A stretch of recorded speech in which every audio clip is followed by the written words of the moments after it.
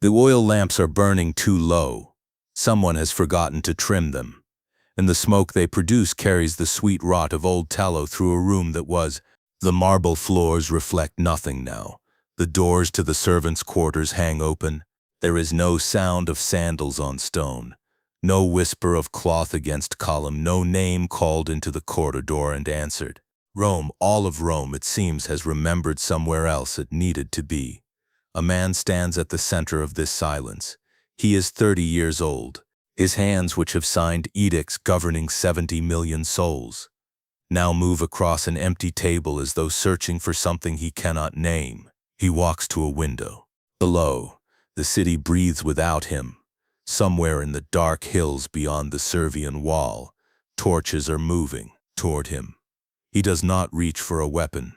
He reaches for words, old Greek words, a tragedy half remembered, lines he once performed to thunderous applause. He speaks them now to no one. This is not a story about the cruelty of Nero. History has told that story many times. The mother ordered into a leaking boat, the philosopher forced to open his veins, the city burning while the emperor watched from a safe distance. Those stories are true, but they are not this story.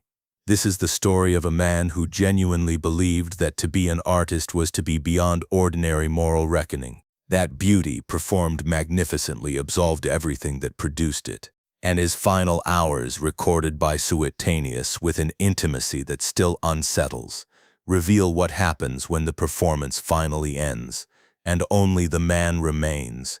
Before we follow him into the dark of that June night, drop a comment with your city and country. We want to know where in the world our audience is watching from.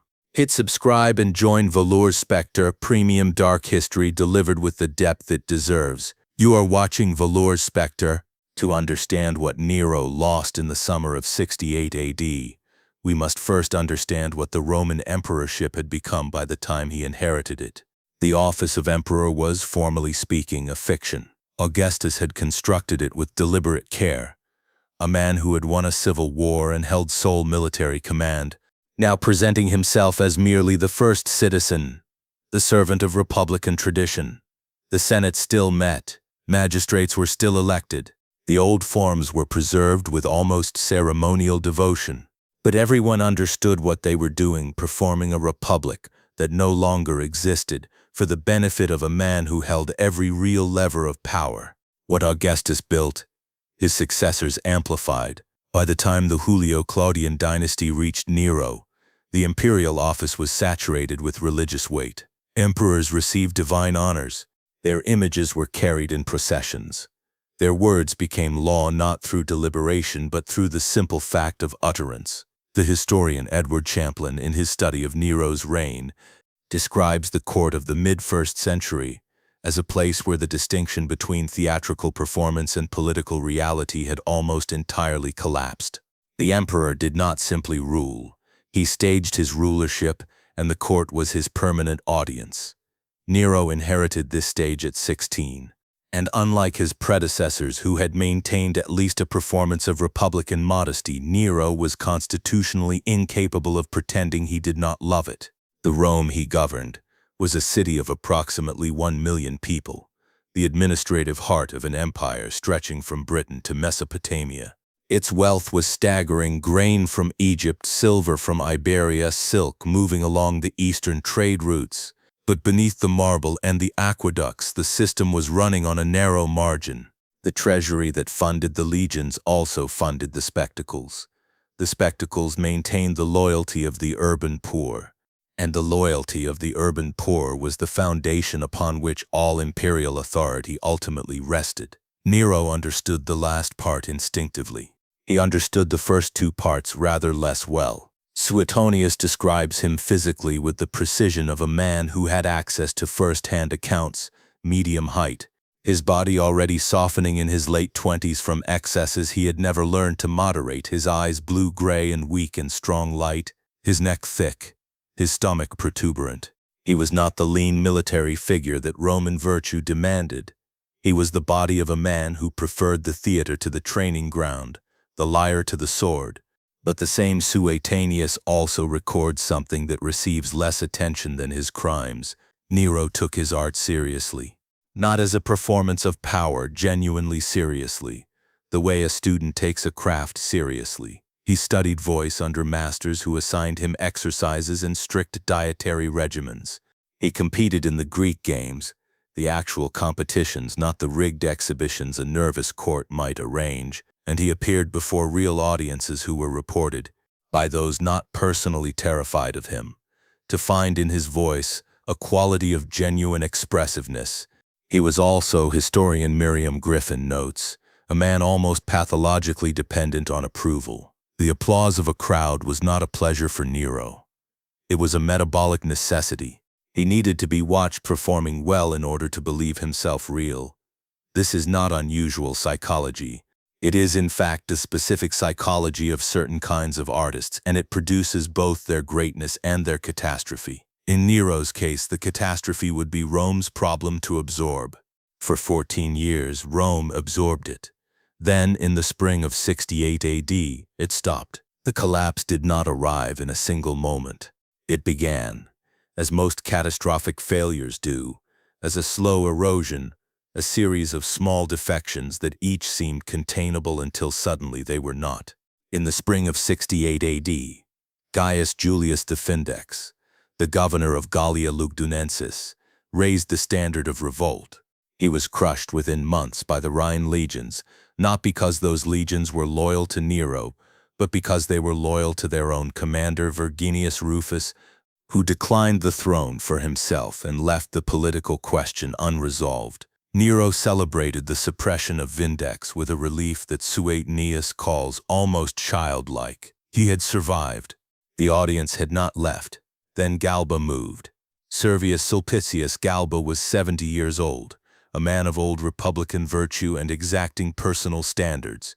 He had governed Spain for 8 years with a severity that made him respected and feared but never loved. He was not by any measure a charismatic figure. He was, however, the commander of a Spanish legion that had declared for him, and he had received the critical endorsement of Gaius Nymphidius Sabinus Catsanides, the Praetorian prefect, the commander of the 9,000 soldiers, whose primary function was the physical protection of the emperor's person.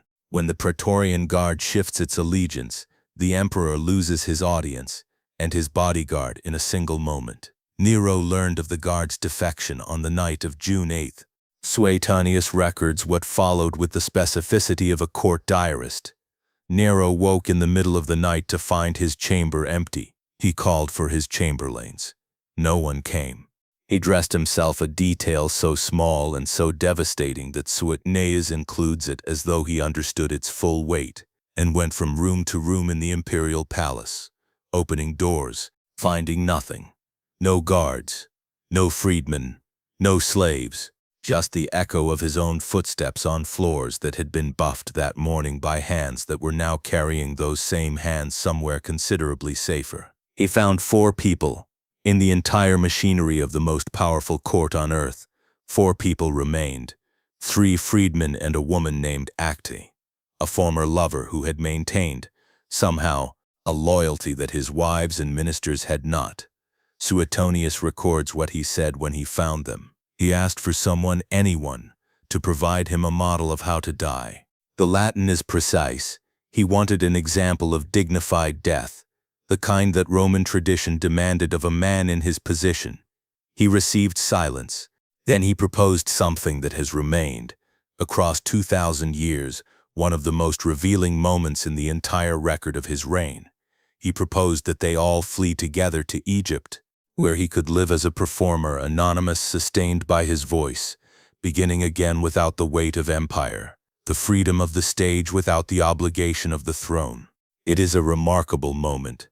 The man who had commanded the execution of his own mother, who had ordered the death of his first wife, who had inflicted fatal violence upon his second wife while she was pregnant. This man's instinctive response to the collapse of his world was not military calculation. It was artistic fantasy. He imagined a life in Alexandria, singing in the markets, known by his talent rather than his title. He had spent 14 years pretending to be an emperor who also happened to perform. Now the mask slipped, and revealed what he had perhaps always actually been, a performer who had also incidentally happened to be emperor.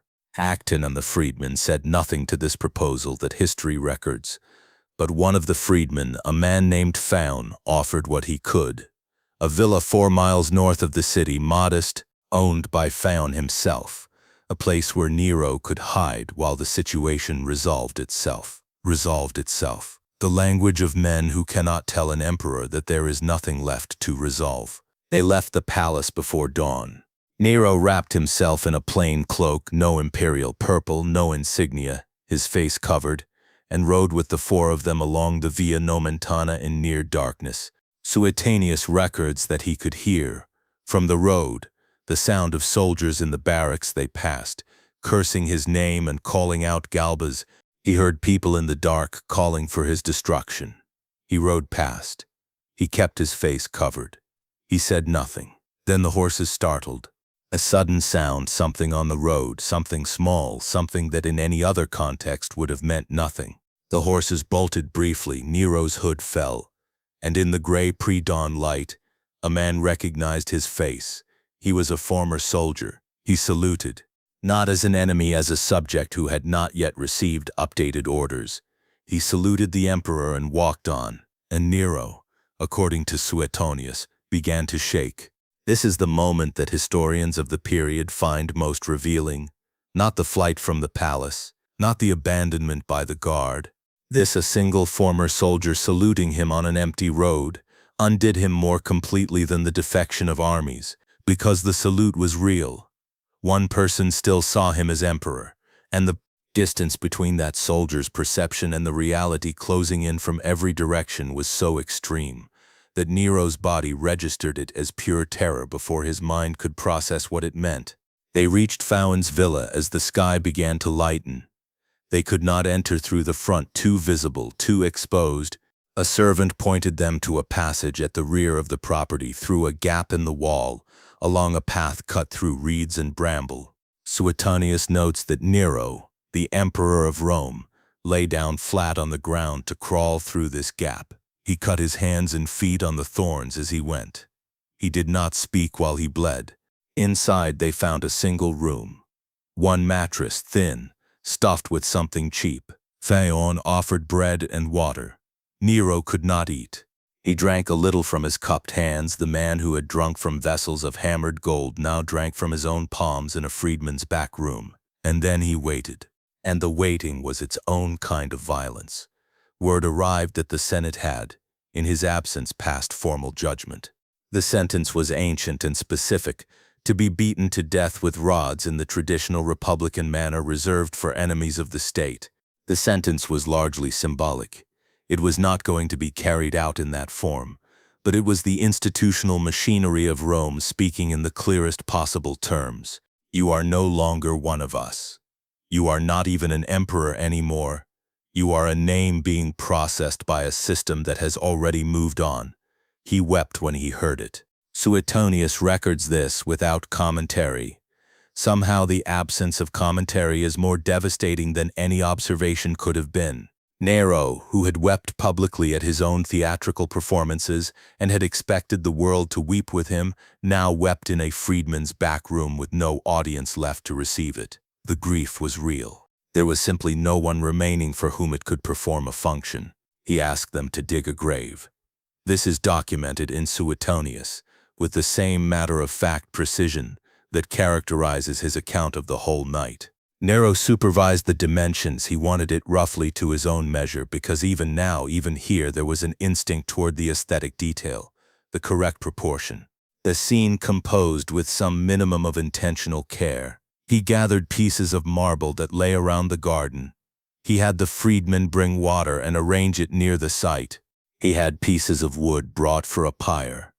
And then, collecting whatever fragments of performance remained to him, he said it. The line that Suetonius preserved, that Cassius Dio would later echo, that 2,000 years of readers have never quite been able to release. Qualis artifex perio. What an artist dies in me. The line is in Latin, but the feeling is Greek. It is the lament of Achilles, of Oedipus, of every tragic protagonist who believed that his greatness made his destruction a universal loss rather than a personal one. It is also, and this is what makes it so difficult to dismiss as mere vanity, possibly sincere. Edward Champlin, in his analysis of the Neronian court, suggests that the emperor had so thoroughly collapsed the distinction between his political identity and his artistic identity that the loss of one was, to him, the literal extinction of the other. He was not claiming to be a great emperor in those final moments. He was not making any political claim at all. He was saying something simpler and stranger. A person who cared about beauty is about to leave the world, and the world does not appear to notice. The blade came from somewhere, one of the freedmen or his own belt. The sources are not entirely consistent on the detail. He held it. Suetonius is careful here, and the carefulness is itself a form of horror. He records not a single attempt but a prolonged failure. Nero pressed the blade to his own throat and stopped. He repositioned it.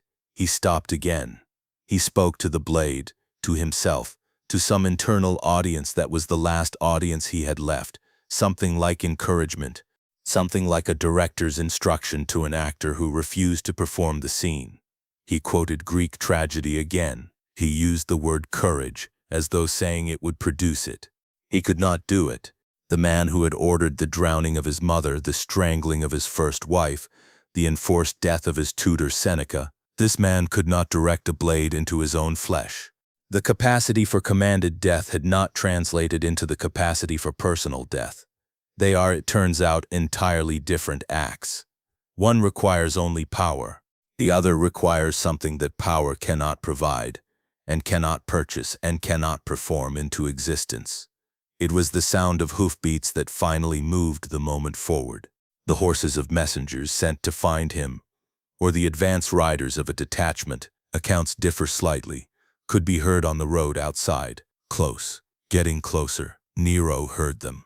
His body registered what his mind had been refusing. This was the end, and it was arriving from outside rather than from within. And if he did not act now, the manner of his death would be taken from him entirely. And that, at least the manner, the scene, the final beat of the final act, was something he could perhaps still author. A freedman named Epaphroditus guided his hand. Suetonius gives us this in 4 words of Latin, and they are the most devastating 4 words in the entire account. The emperor of Rome did not die by his own act. He died by the assisted hand of a freed slave, in a garden in the dirt in borrowed clothes, without ceremony, without the presence of a single person of rank, without witness except those 4 Phaon Acti and 2 freedmen who had stayed when no one else would. The horseman arrived to find him still breathing. A centurion pressed a cloth against the wound in an apparent gesture of aid. Suetonius records that Nero said only "too late." And then this is loyalty.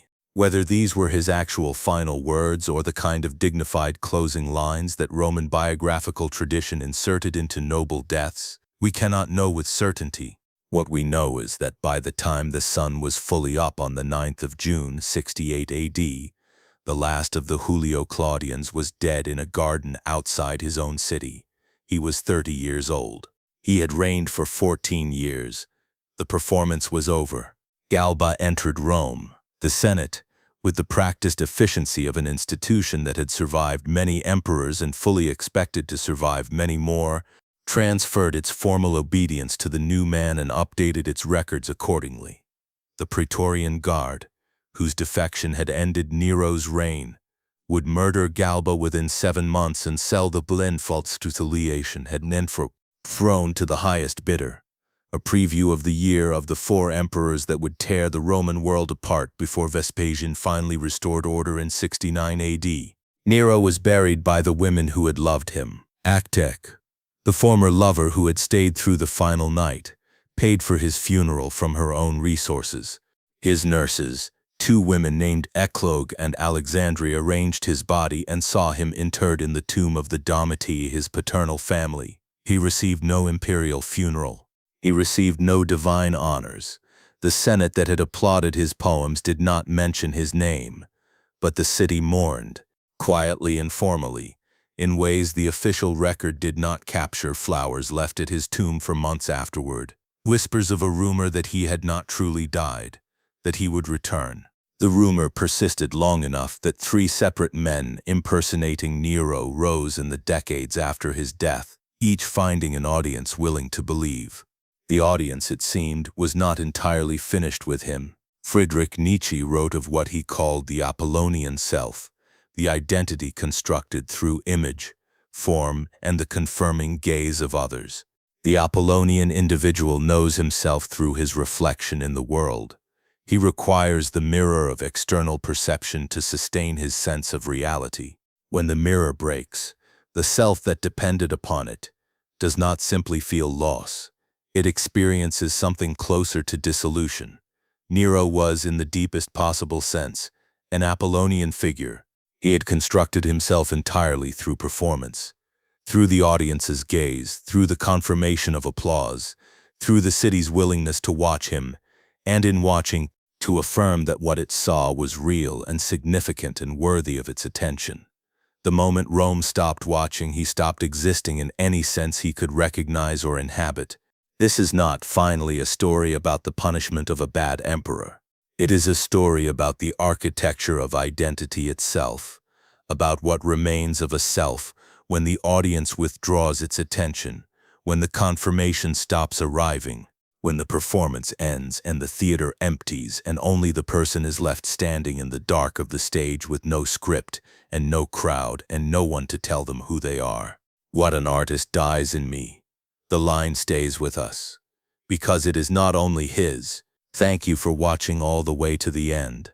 If this story shifted something in how you think about the distance between who we perform and who we actually are, subscribe, hit the like button, and share it with someone who needs to see it. Velours Spectre exists to bring stories like this to the surface. History that goes beyond the headline and into the human underneath it. You have just watched another premium documentary from Velours Spectre. Click the video appearing on your screen right now. The descent into the past continues.